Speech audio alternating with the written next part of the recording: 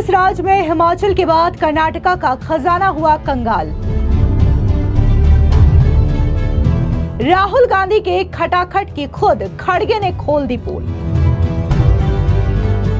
आज कांग्रेस पार्टी ने अपने अध्यक्ष के माध्यम से पहली बार स्वीकार किया है कि कांग्रेस के द्वारा जो होता रहा है वो जनता की आंखों में धूल झोंकने की बात नहीं है।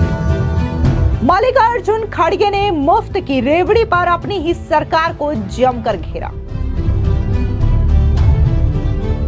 कांग्रेस पर जमकर बरसे रविशंकर प्रसाद, कहा झूठे वादों पर देश से माफी मांगे खड़गे और राहुल गांधी। कांग्रेस के राष्ट्रीय अध्यक्ष ने जो इतना गुणी चिंतन दिया है तो पहला पाठ अपने नेता राहुल गांधी को पढ़ाया है कि नहीं पढ़ाया है। भारत की राजनीति में एक नया शब्द माननीय राहुल गांधी जी लाया है, खट खटाखट, खट खटाखट। तो ये जो कई चुनावों से खट खटाखट चल रहा था उसका खटाखट का क्या होगा? क्योंकि राहुल गांधी तो घोषणा करने में माहिर हैं। चुनाव जीतने के लिए कांग्रेस खूब मनमाना वादा करती है, लेकिन जब बारी वादा पूरा करने की आई तो हालत खस्ता हो रहे हैं। दरअसल हिमाचल प्रदेश के बाद अब कर्नाटका सरकार का खजाना खाली होने की कगार पर है। दूसरी ओर यहां कांग्रेस की कर्नाटका सरकार फ्री योजनाएं शुरू कर रही है। ऐसे में कांग्रेस के राष्ट्रीय अध्यक्ष मल्लिकार्जुन खड़गे ने खुद ही अपने ही कांग्रेस सरकार को जमकर खरी खोटी सुनाई है और मुफ्त की स्कीम पर मल्लिकार्जुन खड़गे जमकर बरसते हुए भी नजर आए। तो वहीं दूसरी ओर बीजेपी भी मौके पर चौगा लगाने में जुट चुकी है। दरअसल कांग्रेस और राहुल गांधी पर बीजेपी नेता रविशंकर प्रसाद ने जमकर कटाक्ष किया और यह भी कह दिया कि जिस तरीके से वादे तो कर देते हैं कांग्रेस के लोग, लेकिन वादों को पूरा नहीं कर पाते तो इसके लिए उन्हें देश से माफी मांगनी चाहिए। दरअसल आपको बता दें कि कर्नाटक में मुफ्त बस योजना पर समीक्षा की बातों पर मल्लिकार्जुन खड़गे ने नाराजगी जताई है। साथ ही कहा कि उतना ही वादा कीजिए जितना आप पूरा कर सके। दरअसल deputy CM DK Shivakumar का एक बयान सामने आया था कि राज्य सरकार शक्ति गारंटी योजना की समीक्षा करेगी और इस स्कीम के तहत राज्य में महिलाओं को मुफ्त बस यात्रा की सुविधा मिलती है। दरअसल इसी चीज को लेकर के मल्लिकार्जुन खड़गे जम करके अपनी ही कांग्रेस सरकार के खिलाफ बरसते हुए नजर आए। आपको याद दिला दे कि ठीक इसी तरीके की बात जो है वो हिमाचल प्रदेश से भी सामने आई थी। हिमाचल में भी कांग्रेस की सरकार ने जमकर वादे किए थे और खासकर राहुल गांधी की खटाखट स्कीम का जिक्र तो लोकसभा चुनाव के दौरान भी देखने को मिला था। लेकिन हिमाचल प्रदेश में देखने को मिलता है कि कैसे सरकार कंगाली की स्थिति में चल जाती है, सरकार का खजाना खाली हो जाता है। अब यही कंडीशन कर्नाटका में भी देखने को मिल रही है, जहां पर सरकार का खजाना खाली होने की कगार पर है। इसी को लेकर के मल्लिकार्जुन खड़गे ने चिंता जाहिर की है। अब खड़गे के इस बयान को भारतीय जनता पार्टी भुनाने में लग चुकी है। साथ ही राहुल गांधी के खटाखट बयान पर भी जमकर अटैक किया है। दरअसल बीजेपी नेता रविशंकर प्रसाद ने कहा कि कांग्रेस के राष्ट्रीय अध्यक्ष मल्लिकार्जुन खड़गे ने स्वीकार किया है कि हमें केवल उन्हीं चीजों के लिए घोषणा करनी चाहिए जिसके लिए हमारे पास बजट का प्रावधान हो और वित्तीय उपलब्धता हो। इसके बाद रविशंकर प्रसाद ने मल्लिकार्जुन खड़गे पर कटाक्ष किया और कहा कि क्या उन्होंने भारतीय राजनीति में खटाखट का शब्द लाने वाले राहुल गांधी को यह पाठ पढ़ाया है? राहुल गांधी तो बस घोषणाएं करने में माहिर हैं। एक बार आप भी सुनिए कि कैसे प्रेस कॉन्फ्रेंस के जरिए बीजेपी के सांसद रविशंकर प्रसाद ने कांग्रेस पर एक एक करके जम करके वार किया। खड़गे साहब को बहुत ज्ञान आ गया है कांग्रेस के सम्माननीय राष्ट्रीय अध्यक्ष को, और उस ज्ञान में उन्होंने बहुत महत्वपूर्ण चीजों को स्वीकार कर लिया है। उन्होंने कहा है कि वही गारंटी अनाउंस करिए जिसके लिए बजट हो, जिसके लिए फिनेंशियल प्रबंधन हो। Make announcement only for those items for which you have got budgetary provisions, for which you have got financial availability. तो सुबह सुबह हम लोगों ने सुना तो हम लोग का एंटीना भी खुल गया। फिर एक मन में सवाल आया कि कांग्रेस के राष्ट्रीय अध्यक्ष ने जो इतना गुणी चिंतन दिया है तो पहला पाठ अपने नेता राहुल गांधी को पढ़ाया है कि नहीं पढ़ाया है? The BJP would like to ask a very clear and categorical question from the esteemed Congress President, Shri Mallikarjun Kharge, that if today you are realizing that don't make reckless announcements, only make those for which there is financial provision and also in the budget. And has he given the first gyan to his leader Shri Rahul Gandhi? क्योंकि इससे बड़े गंभीर सवाल उठते हैं। भारत की राजनीति में एक नया शब्द माननीय राहुल गांधी जी लाया है, खट खटाखट। तो ये जो कई चुनावों से खट खटाखट चल रहा था, उसका खटाखट का क्या होगा? क्योंकि राहुल गांधी तो घोषणा करने में माहिर हैं, घोषणा करके चले आते हैं। आज मैं बीजेपी के राष्ट्रीय मंच से इस बात को कहना चाहूंगा, राहुल गांधी ने हिमाचल में क्या क्या घोषणा की थी, हम ये कर देंगे, हम वो कर देंगे, और आज ये स्थिति है कि मुख्यमंत्री कह रहे हैं मंत्रियों से, विधायकों से, भैया तनख्वाह जरा लेना बंद करो। अब ये कह रहे हैं कि सबसे, ये देश की राजनीति में इससे बड़ा कोई शर्मनाक प्रयास नहीं हो सकता कि टॉयलेट पर भी टैक्स लगाने की बात चल रही थी, याद है आपको? जब हंगामा हुआ तो उनको वापस लेना पड़ा। क्या हाल है कर्नाटका का? मैं कर्नाटका पर काफी बोलना, मैं आऊंगा अभी। क्या हाल है तेलंगाना का? तो घोषणा करके शुद्ध भाषा में जनता को मूर्ख बना करके वोट लेना, और बाद में सब योजना घोषणा जमीन पर उतरी नहीं, कागज पर पड़ी रह गई। ये कांग्रेस का कोई आज का इतिहास नहीं है, मैं आपसे कहना चाहता हूं। कई अनुभवी पत्रकार यहां बैठे हैं। गरीबी हटाओ की घोषणा तो 71 में हुई थी ना, गरीबी हटी क्या?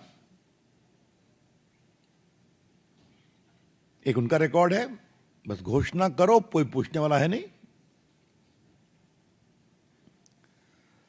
कर्नाटका की थोड़ी बात आपको हम बताना चाहते हैं। कर्नाटका में तो साहब कमाल है कि 5 गारंटी की घोषणा की थी। सभी परिवार के मुखिया को 2000 रुपया मासिक देंगे, सभी घरों को 200 यूनिट बिजली देंगे, स्नातक युवकों को 3000 रुपया देंगे पर मंथ बेरोजगारी भत्ता, प्रति व्यक्ति प्रति माह 10 किलो चावल देंगे अन्य भाग्य में। अब क्या हो रहा है आपके सामने है। अब ये स्थिति है कि बस, जो फ्री बस देना था, उसको भी रिव्यू करने की बात हो रही है।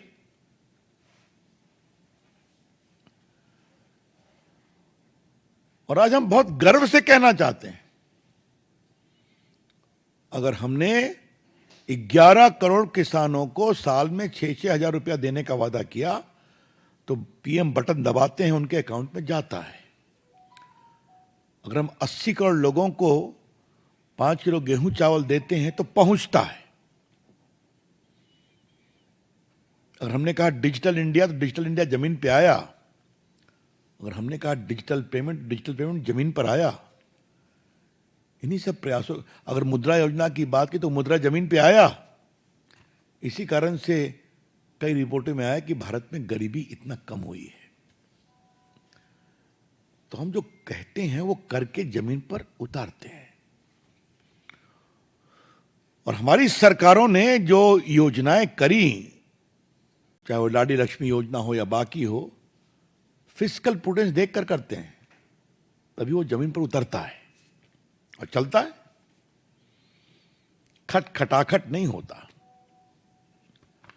तो खरगे साहब, जो आपको इस उम्र में ये ज्ञान आया, तो इस ज्ञान के लिए आपका अभिनंदन।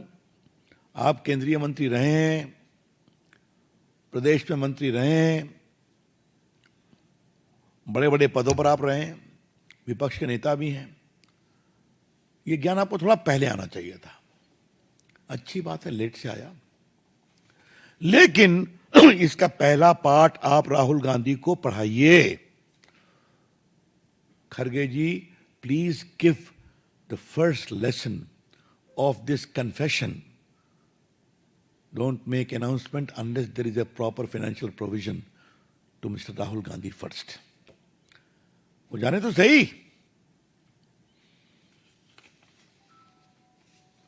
आज कांग्रेस पार्टी ने अपने अध्यक्ष के माध्यम से पहली बार स्वीकार किया है कि कांग्रेस के द्वारा जो होता रहा है वो जनता की आंखों में धूल झोंकने की बात रही है। क्या श्रीमान खरगे साहब माफी मांगेंगे जो तेलंगाना में हो रहा है, जो कर्नाटका में हो रहा है, जो हिमाचल प्रदेश में हो रहा है? और जिस तरह से तथाकथित इंडिया गठबंधन के लोग घोषणे का अंबार लगाने की बात कर रहे हैं महाराष्ट्र में, झारखंड में, ये क्या है?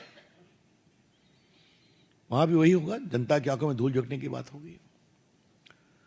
तो कृपया करके आने वाले चुनाव में वहां की जनता भी समझे इस बात को कि आगे से ये उनके अध्यक्ष का वक्तव्य है, और वो जब घोषणा करें तो पहले पूछें इस घोषणा का आधार क्या है, बताओ, करोगे कि नहीं करोगे? या वही होगा जो हिमाचल, कर्नाटका और तेलंगाना में हो रहा है। The BJP would like to very respectfully convey to the voters of Maharashtra and Jharkhand, whenever Congress people go and make reckless announcements, ask them, your president is saying this, आप कहां से करोगे? ये पूछना चाहिए। मित्रों, मुझे लगा कि ये महत्वपूर्ण विषय था, इसलिए इसको बताना जरूरी था। खरगे जी, देश से माफी मांगिए आप। इस वक्तव्य के बाद खरगे साहब, कृपया करके आप देश से माफी मांगिए। और राहुल गांधी, हम आपसे भी आग्रह करेंगे, आप भी माफी मांगिए। क्या तेलंगाना, क्या कर्नाटका और क्या हिमाचल, वहां की जनता की आंखों में आपने धूल झोंका? और हरियाणा के लोग समझ गए, और जलेबी के मैन्युफैक्चरिंग की बात बताई गई, फैक्ट्री में जलेबी बनेगी, उससे और भी समझ गए। तभी तो देखिए रिजल्ट हुआ ये।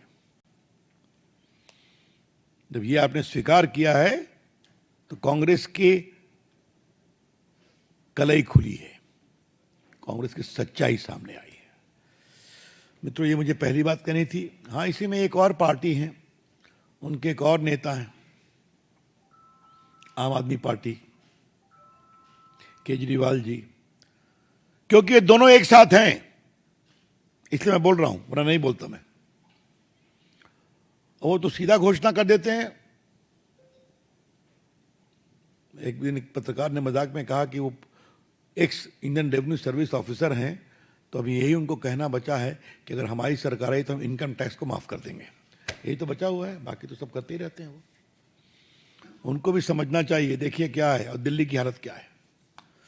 दरअसल आपको बता दें कि एक्सपर्ट्स का मानना है कि यदि कांग्रेस इन सभी गारंटियों को पूरा करती है तो कर्नाटक का राजस्व घाटा 60,000 करोड़ रुपए से बढ़कर के 1,14,000 करोड़ रुपए तक पहुंच सकता है, जो कि राज्य के कुल बजट का लगभग 21.5% है। वर्तमान में कर्नाटक पर लगभग 5 लाख करोड़ रुपए का कर्ज है, और अगर सरकार इन गारंटियों को पूरा करने में विफल रहती है तो यह कर्ज और भी ज्यादा बढ़ सकता है। बीजेपी ने भी कर्नाटक सरकार पर वित्तीय संकट का आरोप लगाया है। बीजेपी के नेता लगातार यह दावा कर रहे हैं कि कर्नाटक के मुख्यमंत्री पर भ्रष्टाचार के कई आरोप लगे हैं, जिससे सरकार की छवि पर असर पड़ा है। दरअसल पिछले साल कर्नाटक के deputy CM DK Shivakumar ने स्पष्ट किया था कि चुनाव के समय कांग्रेस ने जो 5 गारंटी दी थी उसके लिए 40,000 करोड़ रुपए का प्रावधान अलग रखा गया है, जिसके कारण इस साल नए विकास परियोजनाओं के लिए बजट नहीं हो सकता। इस संकट के बीच मल्लिकार्जुन खड़गे की चेतावनी और सुझाव कर्नाटक सरकार के लिए एक महत्वपूर्ण संदेश है। यह आवश्यक है कि सरकार अपनी वित्तीय स्थिति का सही आंकलन करे और वादे करते समय सतर्कता बरते, अन्यथा इससे न केवल सरकार की छवि को नुकसान होगा बल्कि राज्य की जनता को भी इसका खामियाजा उठाना पड़ेगा। राजनीतिक नेतृत्व को चाहिए कि वे जिम्मेदारी से निर्णय ले और कर्नाटक के विकास के लिए ठोस कदम उठाए। अब जिस तरीके से राहुल गांधी खटाखट स्कीम का जिक्र तो कर देते हैं, लेकिन कर्नाटक हो या फिर हिमाचल प्रदेश हो, राज्य की कंडीशन क्या है, वहां के सरकारी कंडीशन क्या है, सरकारी खजानों को लेकर के ये स्थिति सभी को पता है। और अब इसका असर कहीं ना कहीं महाराष्ट्र में होने वाले चुनावों पर भी पड़ सकता है, क्योंकि अगर आप हरियाणा चुनाव का जिक्र करें तो भले ही वहां पर भी कांग्रेस की ओर से कई सारी गारंटियों का जिक्र किया, लेकिन हरियाणा की जनता ने कांग्रेस की किसी भी गारंटी पर भरोसा नहीं किया, बल्कि उन्होंने बीजेपी पर विश्वास जताया और वहां पर बीजेपी की सरकार बनी। अब महाराष्ट्र में भी वोटिंग होनी है और कांग्रेस वहां पर भी कई सारी घोषणाएं करती हुई नजर आ रही है। अब जिस तरीके से हिमाचल प्रदेश और कर्नाटक ऑलरेडी वहां पर सरकारी खजाना पूरी तरीके से खाली हो चुका है, तो इसका असर महाराष्ट्र में भी पड़ सकता है, महाराष्ट्र की जनता पर भी पड़ सकता है और इसका खामियाजा वोटिंग के दौरान कांग्रेस को भी भुगतना पड़ सकता है। फिलहाल इस पूरे मामले को लेकर के आपकी क्या राय है, हमारे कमेंट सेक्शन में जरूर बताएं। धन्यवाद।